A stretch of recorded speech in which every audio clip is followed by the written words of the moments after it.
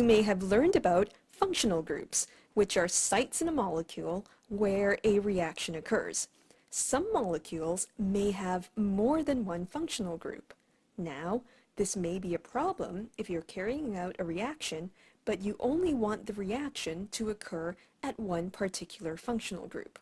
To prevent the other functional groups from reacting, we must protect them. So to do so, we must add a protecting group or a derivative. These groups are also called blocking groups. This can be an issue because it costs time and energy to add and remove these protecting groups. As well, a lot of unnecessary waste is produced in this process. Think about a small stain on your shirt. It would be unnecessary to clean the entire shirt when there is only one small stain. It would be a waste of water, laundry detergent, and energy. These chemists, in an effort to be more environmentally friendly, are developing chemoselective methods and syntheses.